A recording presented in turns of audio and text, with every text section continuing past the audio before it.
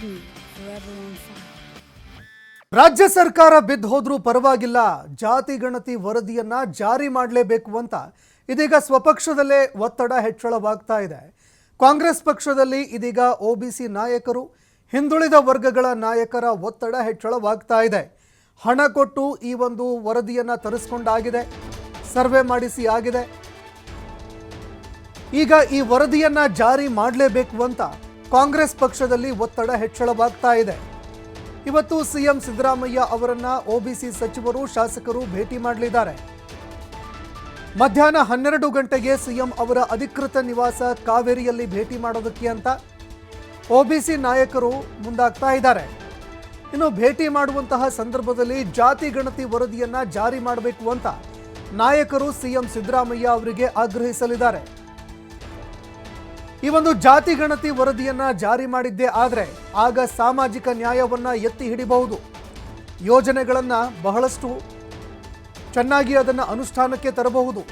ಸರಿಯಾದಂತಹ ಒಂದು ಸಮುದಾಯಗಳಿಗೆ ತಲುಪುವ ಹಾಗೆ ಮಾಡಬಹುದು. ಇದೇ ಕಾರಣಕ್ಕಾಗಿ ಜಾತಿ ಗಣತಿ ವರದಿಯನ್ನ ಜಾರಿ ಮಾಡಲೇಬೇಕು ಅಂತ ಸಿಎಂ ಸಿದ್ದರಾಮಯ್ಯ ಅವರಿಗೆ ಇವತ್ತು ಆಗ್ರಹ ಮಾಡಲಿದ್ದಾರೆ. ಯಾವುದೇ ಹಿಂದೇಟು ಹಾಕದೆ ವರದಿಯನ್ನ ಬಹಿರಂಗಪಡಿಸಿ, ಇದರಲ್ಲಿ ಯಾವುದೇ ರೀತಿಯಲ್ಲೂ ಕೂಡ ಹಿಂದೇಟು ಹಾಕಬೇಡಿ. ವರದಿ ಏನಿದೆ ಆ ವರದಿಯನ್ನು ಅನುಷ್ಠಾನಕ್ಕೆ ತನ್ನಿ. ಜಾತಿ ಗಣತಿ ವರದಿಯ ಶಿಫಾರಸುಗಳನ್ನು ಅನುಷ್ಠಾನಗೊಳಿಸಿ. ಏನು ಶಿಫಾರಸು ಮಾಡಿದಾರಲ್ಲ ಜಾತಿ ಗಣತಿಯಲ್ಲಿ, ಆ ಜಾತಿ ಗಣತಿ ವರದಿಯಲ್ಲಿ ಏನೆಲ್ಲ ಶಿಫಾರಸುಗಳನ್ನು ಮಾಡಿದ್ದಾರೆ ಅದೆಲ್ಲವನ್ನೂ ಕೂಡ ಯಥೇಚ್ಛವಾಗಿ ಅನುಷ್ಠಾನಗೊಳಿಸಿ. ಅದು ಏನಿದೆ ಅದನ್ನು ಅನುಷ್ಠಾನಗೊಳಿಸುವಂತಹ ಕೆಲಸವನ್ನು ಮಾಡಿ.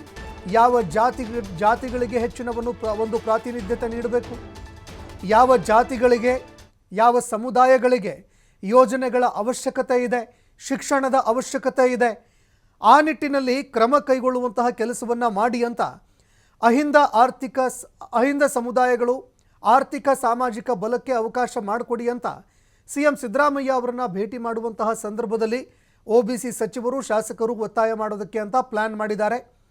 ಈ ಮೂಲಕವಾಗಿ ಕ್ಯಾಬಿನೆಟ್ನಲ್ಲಿ ಇದನ್ನು ಚರ್ಚೆಗೆ ತರುವಂತೆ ಆಗ್ರಹ ಕೂಡ ಮಾಡಲಿದ್ದಾರೆ.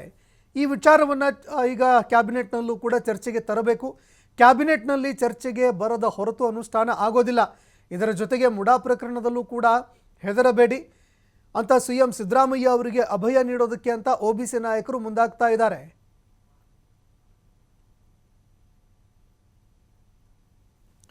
ಜಾತಿ ಜನಗಣತಿ ಮತ್ತು ಜನಗಣತಿ ಅನ್ನೋದನ್ನ ಕಾಂಗ್ರೆಸ್ ಪಕ್ಷದ ಅದು ಪ್ರಣಾಳಿಕೆಯಲ್ಲಿ ಬಹಳ ಪ್ರಮುಖವಾಗಿದ್ದಂಥದ್ದು. ಪ್ರಪಂಚ ಮೇಲೆ ಬಿದ್ದರೂ ಸಹ ಜಾತಿ ಗಣತಿಯನ್ನು ಮಾಡ್ತೀವಿ ಅಂತ ಹೇಳಿದ್ದಾರೆ. ಸರ್ಕಾರಕ್ಕೆ ಯಾಕೆ ಯೋಚನೆ ಮಾಡ್ತಾ ಇದ್ದಾರೆ ಅನ್ನೋದು ನನಗೆ ಗೊತ್ತಿಲ್ಲ. ಜಾತಿ ಗಣತಿನ ಮತ್ತು ಏನು ಜಾತಿ ಗಣತಿ ವರದಿ ಇದೆ ಅದನ್ನು ತತ್ಕ್ಷಣವೇ ಜಾರಿಗೆ ತರಬೇಕು. ಅದರಿಂದ ಏನಾಗುತ್ತೆ ಅನ್ನೋದು ಮುಂದೆ ನೋಡೋಣ. ವಿರೋಧ ಪ್ರಶ್ನೆ ಅಲ್ಲ. ಜಾತಿ ಗಣತಿಯಿಂದ ಎಲ್ಲರಿಗೂ ಸಹ ಒಳ್ಳೇದಾಗುತ್ತೆ, ಅವ್ರಿಗೂ ಸೇರಿ ಒಳ್ಳೇದಾಗುತ್ತೆ. ಸರ್ವತೋಮುಖ ಅಭಿವೃದ್ಧಿಗಾಗಿ ಜಾತಿ ಗಣತಿ ಬೇಕಾಗಿರೋದ್ರಿಂದ ಅದರಿಂದ ಸರ್ಕಾರ ಹೋಗುತ್ತೆ ಅಂದರೆ ಹೋಗ್ಲಿ. ಅಲ್ಲಲ್ಲ, ಭಯ ಯಾಕೆ ಬೀಳಬೇಕಾಗಿದೆ? ಜಾತಿ ಗಣತಿ ಮಾಡೋದು ಸರ್ಕಾರದ ಜನಸಾಮಾನ್ಯರ ಹಣದಿಂದ ಜಾತಿ ಗಣತಿ ಮಾಡಿಸಿದ್ದೀವಿ. ಪಕ್ಷದ ಪ್ರಣಾಳಿಕೆನಲ್ಲಿದೆ. ಮೀನಾಮೇಷ ಎಣಿಸೋದು ಬೇಕಾಗಿಲ್ಲ. ನಮ್ಮೆಲ್ಲರ ನಾಯಕರಾಗಿರ್ತಕ್ಕಂಥ ರಾಹುಲ್ ಗಾಂಧಿ ಅವರು ಸಹ ಹೇಳಿದ್ದಾರೆ, ಮಲ್ಲಿಕಾರ್ಜುನ್ ಖರ್ಗೆ ಸಾಹೇಬರು ಸಹ ಹೇಳಿದ್ದಾರೆ, ಜಾತಿ ಗಣತಿ ಅನುಷ್ಠಾನಕ್ಕೆ ವರದಿಯನ್ನು ಜಾರಿಗೆ ತರಬೇಕು. ಅಕಸ್ಮಾತ್ ಅದರಲ್ಲಿ ಏನಾದರೂ ಸಣ್ಣ ಪುಟ್ಟ ತಪ್ಪುಗಳಿದ್ರೆ ಅದನ್ನು ಚರ್ಚಾ ಸಮಯದಲ್ಲಿ ಸರಿ ಮಾಡ್ಕೊಳ್ಬೋದು. ಅದನ್ನು ಮೊದಲಿಂದ ಹೇಳ್ತಾ ಇದ್ರೆ ಈಗಲೂ ಹೇಳ್ತೀನಿ. ಈ ಬಗ್ಗೆ ಮತ್ತಷ್ಟು ಮಾಹಿತಿ ಕೊಡ್ತಾರೆ ಪ್ರತಿನಿಧಿ ಶಿವಕುಮಾರ್ ಜೋಹಳ್ಳಿ, ಫೋನ್ ಸಂಪರ್ಕದಲ್ಲಿ ಜಾಯ್ನ್ ಆಗಿದ್ದಾರೆ. ಶಿವಕುಮಾರ್, ಈಗಾಗಲೇ BK ಹರಿಪ್ರಸಾದ್ ಒಂದು ಹೇಳಿಕೆಯನ್ನು ಕೊಟ್ಟಿದ್ರು, ಅಚ್ಚರಿಯ ಹೇಳಿಕೆ. ರಾಜ್ಯ ಸರ್ಕಾರ ಬಿದ್ದು ಹೋದ್ರೂ ಪರವಾಗಿಲ್ಲ, ಈ ಒಂದು ಜಾತಿ ಗಣತಿ ವರದಿಯನ್ನು ಅನುಷ್ಠಾನಕ್ಕೆ ತರಬೇಕು, ಅದನ್ನು ಬಹಿರಂಗಪಡಿಸುವಂತಹ ಕೆಲಸವನ್ನು ಮಾಡಬೇಕು ಅಂತ ಅವರು ಹೇಳಿಕೆ ಕೊಟ್ಟಿದ್ರು. ಇನ್ನು ಮತ್ತೊಂದೆಡೆಯಲ್ಲಿ ರಾಹುಲ್ ಗಾಂಧಿ ಅವರ ಒಂದು ಇಚ್ಛೆ ಕೂಡ ಇದೇ ಆಗಿತ್ತು. ಈಗ ಆ ನಿಟ್ಟಿನಲ್ಲಿ ಕೆಲಸ ಮಾಡೋದಕ್ಕೆ ಸರ್ಕಾರ ಕೂಡ ಮುಂದಾಗತ್ತಾ? ಇನ್ನು ಒಬಿಸಿ ನಾಯಕರು ಸಿಎಂ ಸಿದ್ದರಾಮಯ್ಯ ಅವರನ್ನ ಭೇಟಿಯಾಗುವಂತಹ ಸಂದರ್ಭದಲ್ಲಿ ಯಾವ್ಯಾವ ವಿಚಾರಗಳು ಇವತ್ತು ಸಿಎಂ ಸಿದ್ದರಾಮಯ್ಯ ಅವರಿಗೆ ಪ್ರಸ್ತಾಪ ಮಾಡಬಹುದು ಅಂತ? ಸಂತೋಷ್, ಮೂಡಾ ಪ್ರಕರಣದ ನಂತರ ಈಗ ಜಾತಿ ಗಣತಿಯ ವರದಿ ಸರ್ಕಾರಕ್ಕೆ ಒಂದು ರೀತಿಯಾದಂತಹ ಸಂಕಷ್ಟವನ್ನ ತಂದೊಡ್ಡಿದೆ. ಈ ಕಡೆ ಜಾತಿ ಗಣತಿಯನ್ನ ಬಹಿರಂಗಗೊಳಿಸ್ಬೇಕಾ ಅಥವಾ ಅದನ್ನ ಹಾಗೆ ಪೆಂಡಿಂಗ್ ಇಡಬೇಕಾ ಅನ್ನುವಂತಹ ದ್ವಂದ್ವ ನಿಲುವಿನಲ್ಲಿ ಇವತ್ತು ಸರ್ಕಾರ ಇದೆ. ಯಾಕೆಂದ್ರೆ ಸ್ವಪಕ್ಷದಲ್ಲೇ ಬೇರೆ ಪ್ರತಿಪಕ್ಷಗಳಿಗಿಂತ ಹೆಚ್ಚಾಗಿ ಸ್ವಪಕ್ಷದಲ್ಲೇ ಅದಕ್ಕೆ ತೀವ್ರವಾಗಿ ವಿರೋಧ ಎದುರಾಗ್ತಾ ಇದೆ.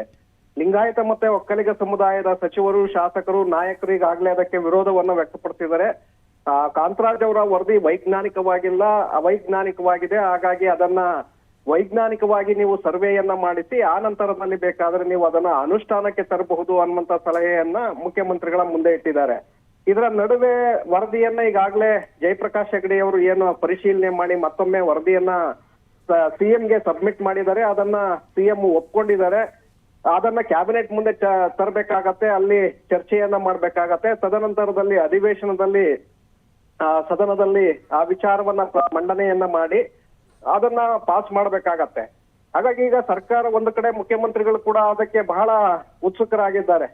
ಜಾತಿ ಗಣತಿಯನ್ನು ನನ್ನ ಅವಧಿಯಲ್ಲೇ, ಯಾಕೆಂದ್ರೆ ನಾನು ಮಾಡ್ತಿರುವಂತಹ ವರದಿ, ಹಾಗಾಗಿ ನನ್ನ ಅವಧಿಯಲ್ಲೇ ಅದನ್ನ ನಾನು ಮಂಡನೆ ಮಾಡಿ ಹೋಗ್ಬೇಕು. ಮಂಡನೆ ಮಾಡಿದ್ದೆ ಹೋದ್ರೆ ಒಬಿಸಿ ಸಮುದಾಯ ಹಾಗೆ ಹೈಂದ ಸಮುದಾಯಗಳ ಒಂದು ಬೆಂಬಲ ನನಗೆ ಕೊನೆಯವರೆಗೂ ಕೂಡ ಉಳಿಯುತ್ತೆ ಅನ್ನುವಂತ ವಿಶ್ವಾಸದಲ್ಲಿದ್ದಾರೆ.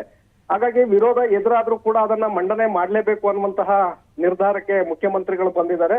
ಇನ್ನೊಂದು ಕಡೆ ಸರ್ಕಾರವನ್ನ ಸುಭದ್ರವಾಗಿ ತೆಗೆದುಕೊಂಡು ಹೋಗ್ಬೇಕಾಗತ್ತೆ. ಹಾಗಾಗಿ ಸ್ವಪಕ್ಷದಲ್ಲಿರುವಂತಹ ಒಕ್ಕಲಿಗ ಲಿಂಗಾಯತ ಸಚಿವರು ಶಾಸಕರನ್ನು ಕೂಡ ವಿಶ್ವಾಸಕ್ಕೆ ತೆಗೆದುಕೊಳ್ಬೇಕಾಗತ್ತೆ.